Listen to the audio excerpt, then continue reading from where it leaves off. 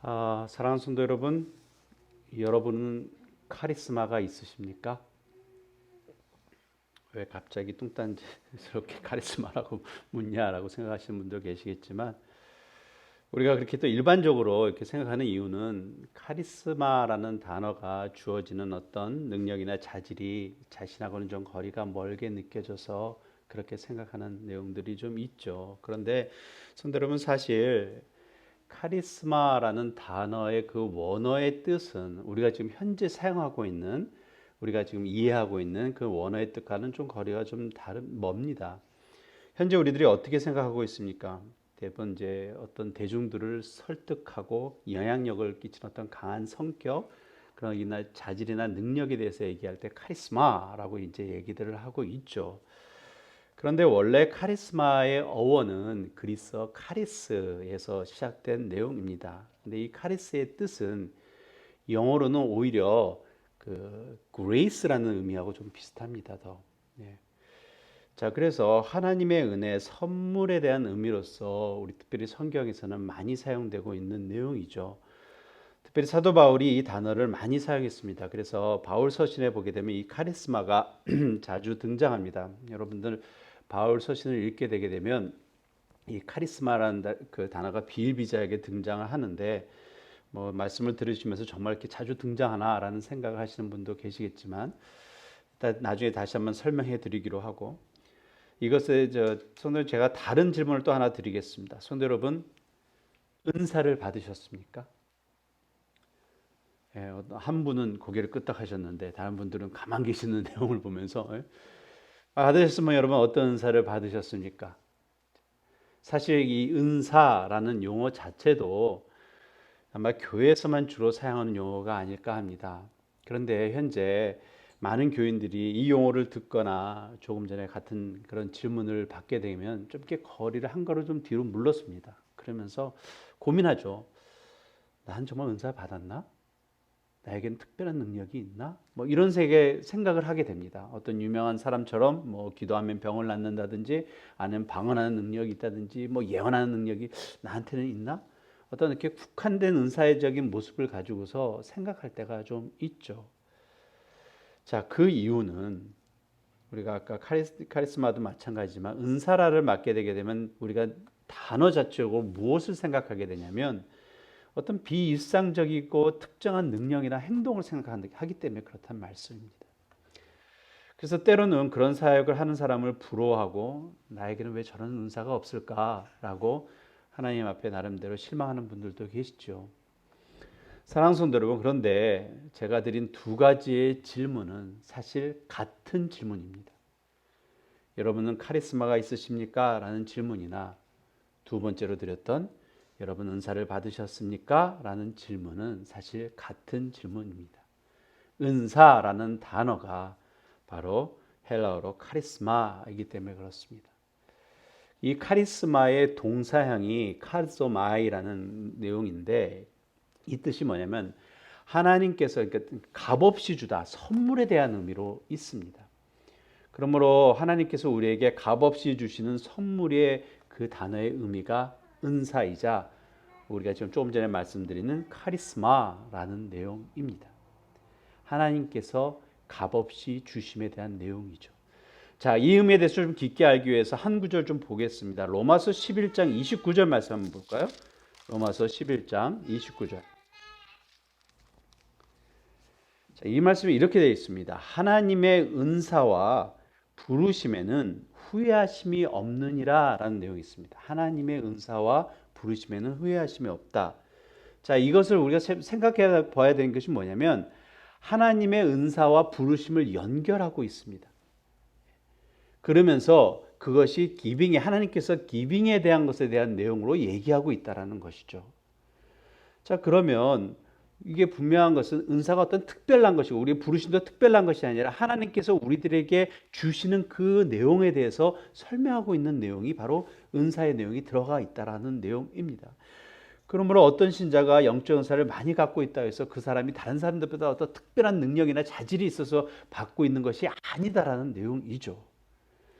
부르심과 같이 이렇게 공평한 내용으로서 하고 있는 내용을 봤었을 때 우리가 은사에 대해서 다시 한번 생각해 볼 수 있습니다. 여러분들이 혹시 많은 은사를 받고 계십니까?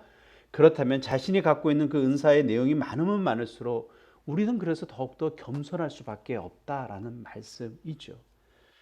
오히려 우리는 그 은사, 받은 은사를 가지고서 열심히 사용해야 된다라는 어떤 영적 부담감이 생기겠죠. 사랑하는 성도 여러분, 우리 모두는 분명 하나님께서 주신 은사를 받았습니다. 여러분 여기서는 아멘 하셔야 됩니다. 이때까지 제가 이렇게 설명을 했는데 로마서 12장의 말씀과 에베소서 4장의 말씀, 그리고 오늘의 본문의 말씀인 고린도전서 12장의 말씀을 통해서 사도 바울이 계속적으로 수많은 은사들의 내용에 대해서 쫙 열거를 합니다. 근데 이러한 내용은 동일한 내용도 좀 있지만 대부분 다 상이한 다른 내용들로서 그 내용을 말씀하고 있는데, 저는 분명히 또한 생각할 수 있는 것은 성경에 언급되지 않은 내용 또한 더 많이 있으리라 생각합니다. 근데 이 모든 것들을 우리가 생각할 때 우리가 잊지 말아야 되는 것은, 계속적으로 제가 앞서서 말씀드리는 것처럼 이 모든 것들이 하나님께서 주신 선물이라는 내용입니다. 선물. 그러면 우리가 이제 이것에 대해서 생각할 수 있죠. 왜 하나님께서 그런 선물을 우리에게 주었을까라는 생각을 해봐야 된다는 내용입니다. 이런 은사들을 선물로 주신 하나님의 뜻, 즉 하나님이 우리를 향한 마음이 무엇인지를 이 시간 우리 오늘 본문의 말씀에서 주어진 은사들을 통해서 다시 한번 생각해 보기를 원합니다. 그래서 주신 그 은사들의 내용을 좀 보고 의미를 생각하고 우리들 삶 속에서 좀 올바로 적용하고 결단하는 복된 시간이 되시기를 예수 그리스도로 축원합니다. 자, 오늘 본문의 말씀 다시 한번 보겠습니다. 고린도전서 12장 1절에서 3절 말씀 다시 한번 저와 합독하겠습니다. 자, 시작. 형제들아, 신령한 것에 대해는 너는 너희가 알지 못하기를 원하지 아니하노니 너희도 알거니와 너희가 이방인으로 있을 때에 말 못하는 우상에게로 끄는 그대로 끌려갔느니라. 그러므로 내가 너희에게 알리노니 하나님의 영으로 말하는 자는 누구든지 예수를 저주할 자라 하지 아니하고 또 성령으로 아니하고는 누구든지 예수를 주시라 할 자 없느니라 라는 내용이죠. 자, 이 말씀을 우리가 읽었는데 같이 합독했는데 말씀을 읽으면서 우리가 자연스럽게 마음속에 떠오르는 내용이 있을 것입니다. 은사에 대한 내용을 얘기를 하는데 보시면 알겠지만 1절에 형제들아 신령한 것에 대하여 라고 얘기한 거죠. 그 신령한 것이 뭐냐면 성령의 은사에 대해서 이제 설명하기 위해서 쭉 하는 내용입니다. 근데 그 신령한 것이 무엇을 설명하고 있느냐라는 내용인데, 제일 먼저 관련지어서 얘기하는 것이 구원에 대한 내용이죠. 영혼 구원에 대한 내용입니다. 자, 그래서 말씀에서 이것이 어떻게 표현되는지 한번 보겠습니다. 2절의 말씀에 너희도 알거니와 너희가 이방인으로 있을 때 말 못하는 우상에게로 끄는 그대로 끌려갔느니라 라고 얘기를 하고 있습니다. 자, 여기서 얘기하는 것이 우상에게 끄는 그대로 끌려다닌다라는 내용입니다. 여러분 생각하기에 그러면 우상이 뭡니까? 여러분이 생각하시는 우상이 어떤 의미로 주어집니까? 그냥 어떤 스태츄 상 하나 만들어 놓고 거기다 무릎 꿇고 경배하는 것이 여러분의 우상입니까? 그것만으로 성경에서는 얘기하지 않습니다. 성경에서 말하는 우상이라는 것은 다른 것에 있지 않고 하나님보다 우선순위 두는 것, 그 모든 것입니다. 나의 생각도 그럴 수 있고 나의 경험함도 그럴 수 있고 내가 갖고 있는 재능도 그럴 수 있고 내가 가진 물질도 될 수도 있고 여러 가지 모든 것들이 하나님보다 우선순위로 되고 있는 것, 그것에 의지하고 그것에 끌려가고 있는 나의 모습을 봤을 때 우리는 그것을 우상 숭배한다라고 성경에서는 그렇게 정의를 내리고 있다는 거죠. 자, 그렇다면 여러분들의 삶 속에서 나의 삶 속에 우상이 어떤지는 우리는 생각해 봐야 됩니다. 그런데 본문의 말씀에서 우상에게로 끄는 그대로 끌려갔다라는 의미가 무엇이냐면 너희가 구원받지 못했을 때라는 내용입니다. 우리의 삶의 주인이 누구십니까? 우리의 삶의 주인 사랑하는 성도는 누구십니까? 우리가 고백하는 것은 하나님이라고 우리는 고백합니다. 예수 그리스도가 우리의 삶의 구세주가 되시면서 우리의 삶의 주인 되심을 우리가 고백하고 있지 않습니까? 그 의미가 뭐냐면 다른 것에 있지 않고 나의 삶이 누구를 통해서 주장되어져야 되냐? 바로 예수 그리스도 하나님을 통해서 주장되어져야 하는 것이 우리가 자연스럽게 고백하고 있는 우리의 신앙의 고백이라는 말씀입니다. 자, 이것이 말씀에서 주장하고 있는 내용이죠. 우리 좀 말씀 좀 구체적으로 보겠습니다. 로마서 1장 11절 말씀 보겠습니다. 함께 볼까요? 로마서 1장 11절 말씀 시작. 내가 너희 보기를 간절히 원하는 것은 어떤 신령한 은사를 너에게 나누어 주어 너희를 견고하게 하려 함이라 라는 말씀이 있습니다. 그래서 사도 바울이 신령한 은사라는 내용을 얘기를 하면서 너에게 이것을 견고하게 하려 함이라고 하는데, 여러분 로마서 1장 그 뒷절의 말씀 여러분 잘 아시는 말씀이 나오는 내용이 있습니다. 잘 우리가 이렇게 자주 암송하는 내용이죠. 내가 복음을 부끄러워하지 아니하노니 이 복음 모두 믿는 자에게 구원을 주시는 하나님의 능력이 됨이라. 첫째는 유대인이고 헬라인이다. 뭐 이런 식으로 말씀이 나오죠. 자, 그것이 신령한 은사가 복음에 대한 것으로 쭉 설명하는 것이 로마서에 대한 일정에 대한 내용입니다. 은사라고 하는 것이 무엇하고 연결되냐? 그 복음을 통해서 구원됨에 대한 내용을 얘기를 하고 있다는 내용이죠.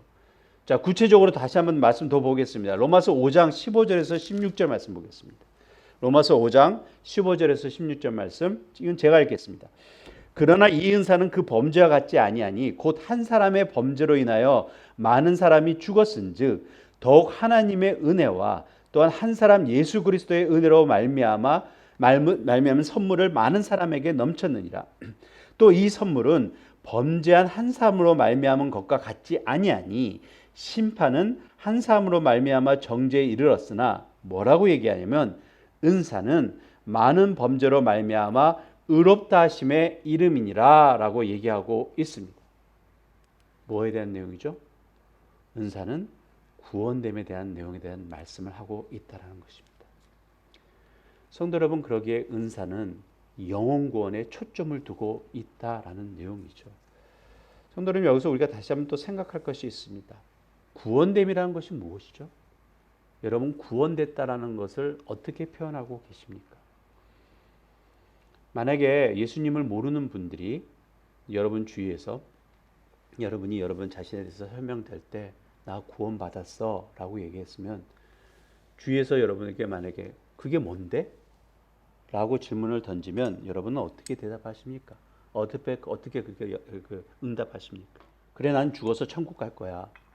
나를 위해서 예수님께서 나의 죄를 사해 주셔 십자가에 주셨어. 그래서 나는 구원받아서 나중에 죽으면 천국 갈 거야.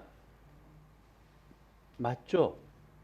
근데 그것은 죽어서 알아봐야 되는 내용이고, 그럼 지금의 삶은 이거죠. 지금의 삶의 구원됨은 여러분 무엇으로 표현할 수 있습니까? 사랑하는 성도 여러분, 구원됨은 다른 것에 있지 않습니다. 제가 앞서서 계속적으로 말씀드렸던 내용인데, 구원됨이란 나의 삶의 진정한 주인이 누구신가가 선포되는 거죠. 이제부터는 내가 이때까지는 내가 원하는 대로, 내가 끌려가는 그대로, 내가 내 눈대로 섬겼던 우상이 그것이 나의 삶을 이끌어 갔다면, 내가 구원됐다라는 의미는 이제부터는 내가 하나님 안에서 예수 그리스도 그 은혜의 손길에 인해서 나는 끌려가는 삶을 산다. 예수 그리스도와 함께 동행하는 삶을 사는 것이, 그것이 구원됨에 대한 의미라는 말씀입니다. 우리의 삶의 전적인 주인이 바로 하나님이심을 선포하는 삶이 바로 구원됨에 대한 삶이라는 말씀이죠. 이것은 하나님의 전적인 은혜고 선물입니다. 오늘 본문의 말씀에서 강조하는 은사이자 카리스마라는 내용이란 말씀입니다. 다시 한번 질문을 드리겠습니다. 여러분들, 성도 여러분은 카리스마가 있으십니까? 은사를 받으셨습니까? 아멘. 그죠. 그러므로 사랑하는 성도 여러분, 은사라는 말을 생각할 때는 바로 이 내용부터 시작되어야 됩니다. 우리의 영혼 구원에 초점을 두어야 한다라는 말씀이죠. 그래야 하나님께 불평하지 않습니다. 이 은사를 받기 위해서 사랑하는 성도 여러분, 값이 치러졌습니다. 우리의 구원됨의 은사를 받기 위해서 예수 그리스도의 고난과 핏값이 치루어졌음을 우리는 결코 잊지 않아야 된다라는 말씀이죠. 그러므로 은사라는 말씀을 들을 때마다 우리의 시작은 겸손함으로 시작할 수밖에 없다라는 것입니다. 이 모습으로 시작되어야 그 이후에 열거되는 그 은사의 리스트들이 바르게 이해할 수 있습니다. 자, 두 번째로 나눌 말씀의 내용은, 그러면 은사는 초월적인 능력이나 자질이 아니다라는 내용이죠. 초월적인 능력이나 자질이 아니다. 본문 말씀에서 나열되는 은사의 내용들 12장에서 쭉 여러 가지 내용이 있죠. 12장 뒷부분에서도 여러 가지 내용이 있습니다. 그것뿐만이 아니라 로마서 12장에서 나오는 내용들, 에베소서 4장에 나오는 내용들을 보게 되면 로마서에서는 예언, 섬김, 가르침, 위로, 구제, 다스림, 국률, 베품, 섬김 이런 내용들이 쭉 나옵니다. 또한 에베소서에서는 교회 안에서 섬기는 내용들을 통해서 선지자, 선교사, 목사, 교사 이런 내용에 대해서 쭉 내용이 나오고 있습니다. 어쩌면 더 많은 내용들이 있을 텐데 우리가 놓치지 말아야 되는 것이 이것이 우리 각자가 갖고 있는 어떤 자신의 능력이나 자질 때문에 이루어지는 것이 아니다라는 말씀이죠. 그러므로 우리 자신을 나타내기 위해서 결코 여러분 은사를 받으셨다면 그것이 내 자신을 증거하기 위해서 나타내는 것이 결코 돼서는 안 됩니다. 또 하나는 다른 사람들이 가진 은사를 가지고서 나와 비교해서는 또한 안 된다라는 말씀이죠. 자, 그 이유의 근본적인 이유에 대해서 우리가 본문의 말씀에서 어떻게 설명하는지 좀 보겠습니다. 자, 12장 고린도서 12장 4절에서 6절까지 말씀 이거 다시 한번 합독하겠습니다. 자, 시작. 은사는 여러 가지나 성령은 같고 직분은 여러 가지나 주는 같으며 또 성령은 여러 가지나 모든 것을 모든 사람 가운데에서 이루시는 하나님은 같으니라고 얘기하고 있습니다. 계속적으로 사도 바울이 본문에서 주장하고 있는 것이 뭐냐면 은사의 진정한 주인이 누구냐라는 것이죠. 그 은사가 어떻게 주어졌느냐, 그 은사를 통해서 누가 열매를 맺기를 원하시느냐, 단 한 분으로서 결론 지는 것이 바로 하나님에 대한 내용으로서 말씀하고 있다는 내용입니다. 진정한 주인이 누구시고 그 은사가 사용될 때 어떤 열매를 맺기를 원하시고 누구를 통해서 역사하기를 원하시느냐라는 것에 대해서 얘기하고 있는 것입니다. 우리 주 하나님 아버지라는 것이죠. 그런데 우리가 때로는 방송을 통해서 들을 때라든지 때로는 어떤 집회에 있을 때 현 세상에서는 자신들이 받은 은사를 그저 자기의 능력으로 생각해서 자신을 자랑하고자 하는 사람들 쉽지 않게 볼 수 있습니다. 그래서 은사를 막 이렇게 행하는 그런 사역하는 어떤 그러한 내용 예배의 모습을 봤었을 때 정말 하나님의 영광만 선포되고 하나님 앞에 감사하는 것으로서만 이루어지면 참 좋겠는데 때로는 자기 자신을 피하라는 모습으로서 때로는 그것이 자기 자신의 비즈니스처럼 그런 사역을 하는 사람들을 가끔 봅니다. 나중에 어떤 심판을 받을까라는 걱정이 되곤 하는데 자, 그런 내용을 볼 때마다 우리가 생각해야 될 것은 그런 사람들에게 우리 자신이 좀 현혹되지 말아야 되겠다라는 것이죠. 또한 내 자신을 좀 점검해야 될 줄로 압니다. 여러분 각자가 어떤 은사를 받았는지 제가 잘 모르지만 혹시나 여러분들이 세상에서 생각하는 스페셜한 은사를 받았다 했을 때 그 은사가 혹시나 내 자신이 하나님보다 우선순위가 되지 않을까 우리는 늘 조심해야 됩니다. 저는 일부 예배 때도 말씀드렸지만 저희 이모님이 돌아가셨습니다. 연세 많으시게 돌아가셨는데 오래전에 돌아가셨는데 이모님이 한 4, 50년 동안 계속적으로 신의 은사를 갖고 계신 분이셨습니다. 그래서 사역을 많이 했고 저 자신도 이모님한테 기도받고 여러 가지 아플 때 병난 그런 것도 있고 흔히 말해서 한국의 유명하신 목사님들 지금 1세대 목사님들 좀 많이 돌아가셨는데 그분들이 저희 이모님의 손을 거쳐서 이렇게 나신 분들이 되게 많습니다. 근데 그 사역하는 내용을 보면서 참 조심하시는 모습을 늘 제가 옆에서 봐왔었습니다. 혹시나 자신이 우선순위가 될까봐라는 것에 대해서 늘 조심했던 것을 제가 보아왔습니다. 우리는 때로는 그렇습니다. 내가 가진 능력뿐만이 아니라 내 주위에 어떤 능력을 가지신 분들을 통해서 내가 그것에 대해서 은혜를 받았었을 때 때로는 내가 똑같은 문제가 생기면 하나님 앞에 내려놓기 이전에 그 사람을 찾아가려고 할 때가 있지 않습니까? 그분들에 가서 고쳐주고 그냥 나쁜 것은 분명 아닙니다. 그러나 우리 마음속에 때로는 어떤 사람에 대한 내용이 하나님보다 우선순위가 될 때면 우리는 하나님을 의지하는 것이 아니라 사람을 의지하게 되기 쉽다라는 말씀이죠. 사랑하는 성도 여러분, 은사의 주인이 누구인지는 그래서 우리가 바르게 깨달아 알아야 됩니다. 은사의 주관자는 하나님밖에 없습니다. 근데 그 하나님께서 우리들에게 원하시는 것은 다른 것에 있지 않습니다. 은사를 통해서 우리들에게 계속적으로 얘기하는 것은 영혼 구원에 대한 내용이죠. 영혼 구원에 대한 내용은 내가 앞서서 계속 설명드렸었습니다. 분명한 것은 우리의 삶의 주인 되시는 것이 누구인지를 우리들의 삶을 통해서 바르게 증거되어야 된다는 것입니다.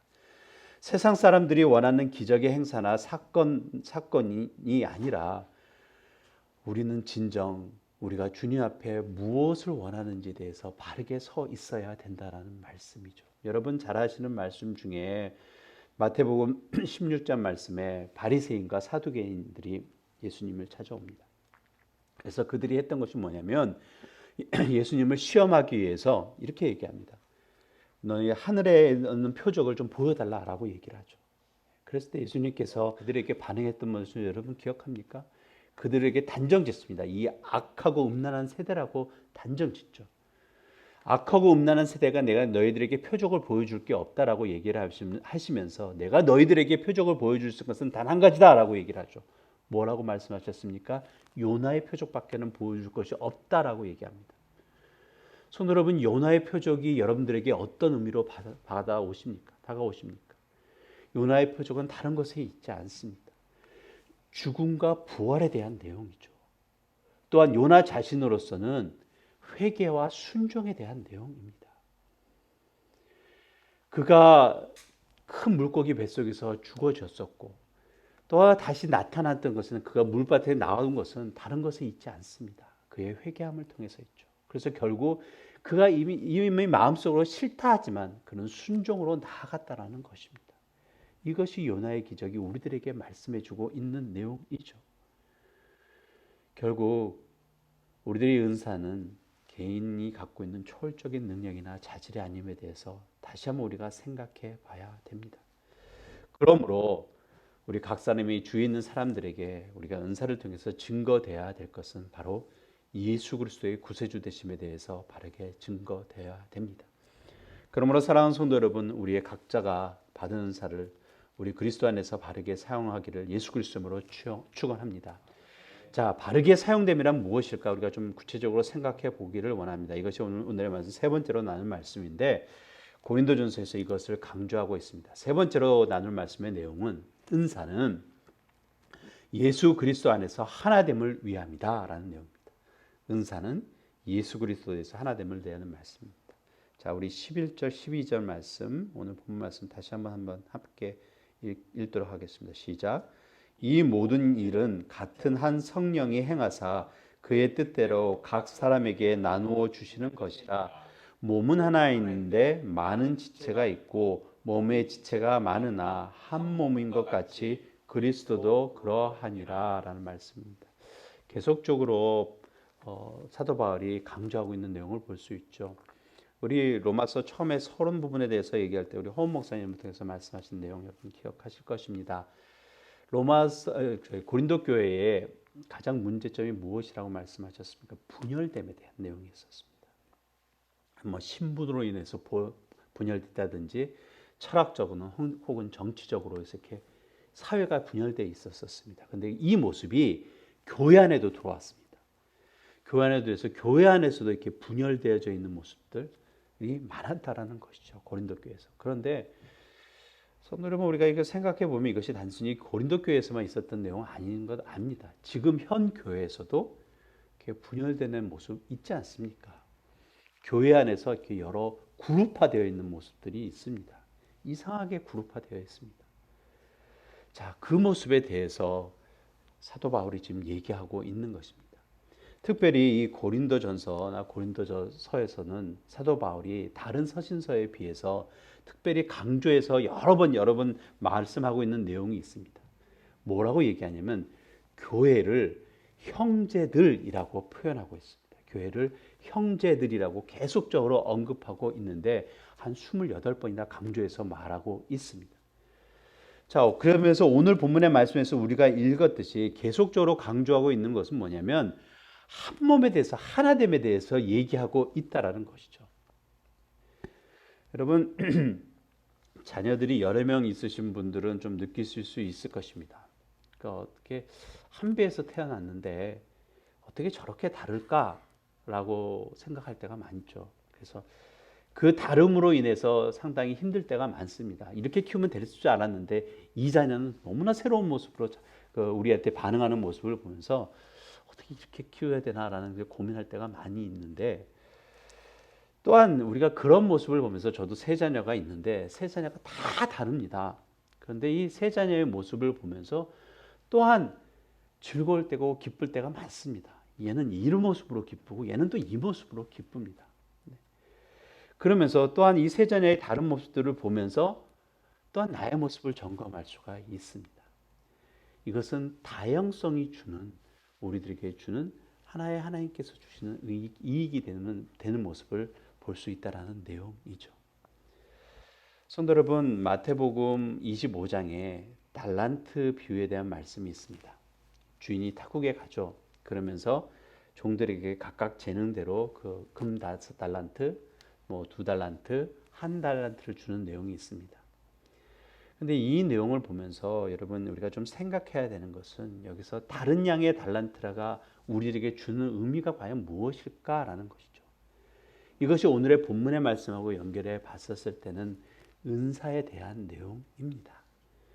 여러분, 여기서 달란트, 누구는 5달란트, 누구는 2달란트, 누구는 1달란트는 누구에게는 이런 은사를 줬고 누구에게는 이런 은사를 줬고 누구에게는 이런 은사를 줬다라고 여러분 생각하시면 됩니다. 자, 그러면 주인이 원했던 것이 무엇입니까? 뭐 5달란트, 2달란트, 하나의 달란트, 그것이 중요한 것이 아니라 그것을 통해서 너희가 무엇을 했냐라는 것이죠.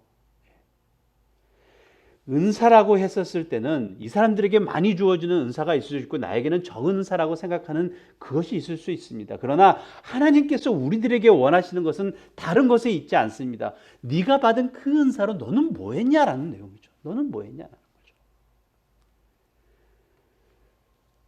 에베소서 4장 11절 12절에 이런 말씀이 있습니다. 그가 어떤 사람은 사도로, 어떤 사람은 선지자로, 어떤 사람은 복음 전하는 거로, 어떤 사람은 목사와 교사로 세웠었으니 12절의 말씀이 이렇게 결론을 짓는 내용이 있습니다. 이는 하면서 얘기하면서 성도를 온전하게 하여 봉사의 일을 하게 하여 그리스도의 몸을 세우려 하심에 있다라고 얘기하고 있습니다. 무슨 말씀을 하냐면 은사의 다양성에 대해서 쫙 얘기를 하는데, 그러면서 사도 바울이 얘기하는 것은 그 사역을 통해서 다른 것 하지 말고 이제는 너 자신에 대해서 온전히 세워감에 대한 내용인 거죠. 5달란트, 2달란트, 1달란트 것을 서로 비교하지 말고 네가 받은 것에 대해서 최선을 다해서 하는 것이 너 자신을 온전케 하기 위함이다.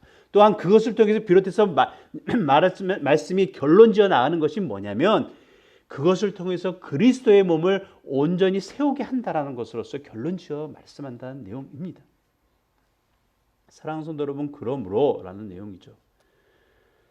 우리들의 삶 속에서 주어지는 여러 모습들이 결코 우리가 비교 대상으로 나와서는 안 된다라는 말씀입니다. 누구는 그리스도의 손으로, 누구는 그리스도의 팔로서, 누구는 그리스도의 발로서 사용될 수 있기 때문에 그렇습니다. 왜 나는 팔이 돼야 되지 않습니까? 왜 나는 손이 되면 안 됩니까? 왜 나는 어깨가 되어서는 안 됩니까? 라고 하나님 앞에 불평할 수 없다라는 내용이죠.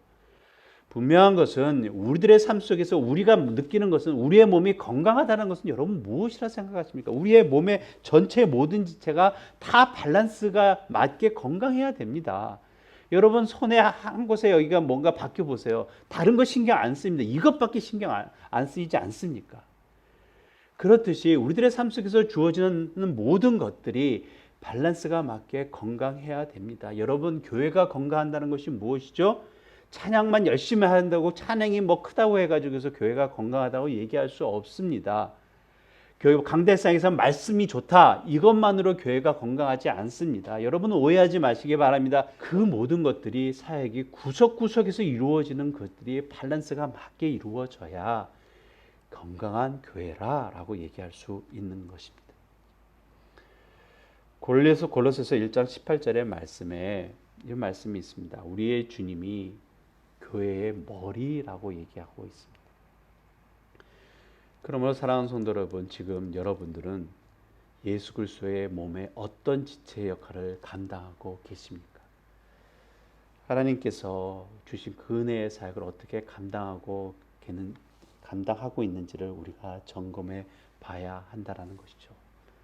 때로는 우리가 세상적인 관점에서 봤었을 때 눈에 안 띄고 별거 없는 것 같지만 분명한 것은 하나님께서 그 담당하는 사역을 통해서 우리들에게 요구하시는 것이 있다라는 말씀입니다. 제가 오래전에 섬기던 교회에서 어느 한 권사님이 한 분이 그 매 주일날 그때는 이제 같이 교회에서 점심을 같이 나눴었습니다. 그런데 매 주일날 성도님들이 드시는 그 음식에 쌀과 제 김치를 계속적으로 이렇게 공급해 주시는 권사님이 계셨습니다. 연세가 많으신 권사님이셨어요. 지금 돌아가셨는데 그 권사님이 다 뭐 돈이 많으셔서가 아니라 그 권사님이 주중에 잡이 무엇이었냐면 김치를 만드셔서 파시는 것이었어요. 그래서 그 남은 이익을 가지고서 다른 것 하지 않고 남은 이익을 가지고서 결국 교회의 쌀과 교회의 김치, 자신이 만드시는 김치를 매주 공급하셨습니다. 교회가 작지 않습니다. 전성도를 따지면 1000명이 되는 교회입니다. 여러분 생각하시면 아시겠죠? 가늠하시면 아시겠죠? 제가 때로는 그 권사님하고 제가 이렇게 친분이 있었기 때문에 권사님 그 일하는 곳에 가서 같이 김치 담그시는 것도 보고 또 김치를 가지고서 올 때도 있고 뭐 이랬었습니다. 제가 근데 그때 권사님한테 개인적인 질문을 드렸었어요. 그렇게 하지 않으셔도 되잖아요, 권사님. 이거죠. 뭐 교회가 가난해서 그렇지 않습니다. 예. 근데 그 권사님이 저에게 하셨던 말씀이 이렇습니다. 자신은 이렇게 섬기는 것이 하나님께서 자신에게 주신 은사라고 한다고. 너무나 감사해서 내가 이것으로서라도 내 삶 다할 때까지 이것으로서라도 섬기겠다라고 하셨던 말씀을 제가 기억합니다. 사랑하는 성도 여러분, 그 웨스트민스터 소요리 문답 첫 번째에 이런 것이 질문이 있죠. 사람이 제일 되는 목적이 무엇인가? 그랬을 때 우리가 대답하는 내용은 하나님을 영화롭게 하며 영원토록 그를 즐거워하는 것이다 라고 대답합니다. 사랑하는 성도 여러분, 교회의 목적은 무엇일까요? 교회의 목적은 여러분 무엇이라 생각하십니까? 다른 것에 있지 않고 제가 믿기로는 그리스도의 몸을 온전히 세움에 있는 것이라 저는 생각합니다. 무슨 말씀이냐면 교회를 통해서 예수 그리스도가 바르게 증거되는 것입니다. 예수 그리스도가 바르게 증거된다라는 것은 다른 것에 있지 않고 예수가 머리이고 우리의 지체, 우리가 지체된 우리의 모습이 바르게 증거돼야 되는 것이죠. 그러기 위해서 우리에게 주어진 것이 무엇이냐? 은사, 카리스마라는 말씀입니다. 성도 여러분, 말씀 마무리합니다. 성도 여러분은 어떤 은사를 받기 원하십니까? 말씀에서 주어진 여러 가지 내용 중에 어떤 은사가 여러분의 마음에 가장 와 닿습니까? 제가 바라옵기는 많은 은사를 받기를 예수 그리스도로 축원합니다. 저도 개인적으로 그 은사에 대한 내용을 가지고서 이 기도원에 올라가서 한 10시간 동안 그것만 부르짖고 기도한 것이 있었습니다. 근데 하나님께서 안 주시더라고요. 예. 그렇다고 제가 하나님 앞에 불평하는 것은 분명 아닙니다. 분명한 것은 하나님께서 우리들에게 주시는 그 내용의 은사들, 그것은 다른 것에 있지 않음을 여러분 기억하시기 바랍니다. 영혼 구원에 초점을 두는 것입니다. 그것이 우리가 기대하고 나름대로 원하는 어떤 초월적인 능력이나 자질이 있지 않다라는 것이죠.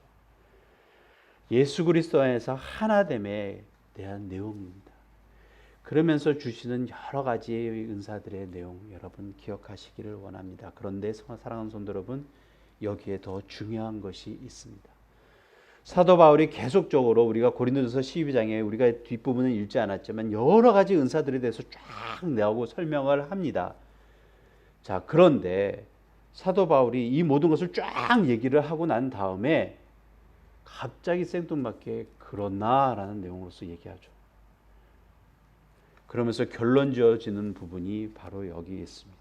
우리 고린도전서 12장 31절 말씀에 대해서 얘기하고 있습니다. 너희는 더 큰 은사를 사모하라. 내가 또한 가장 좋은 길을 너에게 보이리라 라는 말씀이었습니다. 쭉 설명을 하고 난 다음에 여러 은사들에서 얘기를 하는데 사도 바울이 결론 지는 부분이 뭐냐면 그러나이죠. 너희들은 더 큰 은사를 사용하라, 기도하라 라는 식으로 얘기를 하고 있습니다. 사모하라 라고 얘기하고 있습니다. 그러면서 결론 지어지는 여러분 잘 아시는 말씀이에요. 그러면서 고린도전서가 어떻게 넘어갑니까? 13장으로 넘어가죠. 그러면서 방언하고 병 고치는 거 다 하더라도 거기에 뭐가 없으면, 사랑이 없으면 아무것도 아니야 라고 결론 짓고 나옵니다. 여러분 고린도전서 13장이 중간에 탁깁니다. 그러면서 14장으로 놓으면 또다시 은사에 대한 내용으로서 계속적으로 사도 바울이 얘기를 하고 있는데 그 모든 것보다 가장 중요한 것이 무엇이다? 사랑이다 라고 얘기하고 있는 내용이죠.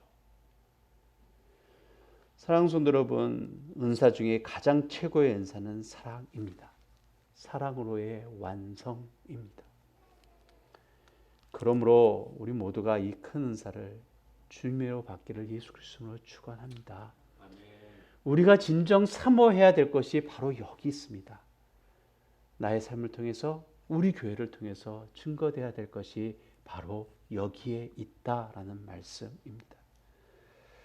그러므로 사랑하는 성도 여러분, 주님께로 받은 그 사랑을 통해 우리가 바른 섬김을 통해 우리 교회가 주님이 기뻐하시는 교회로 더욱 성장하기를 예수 그리스도로 축원합니다. 더 큰 은사를 사모하고 그것을 통해서 아름다운 열매를 맺어가는 교회가 되기를 다시 한번 예수 그리스도로 축원합니다. 기도드리시겠습니다.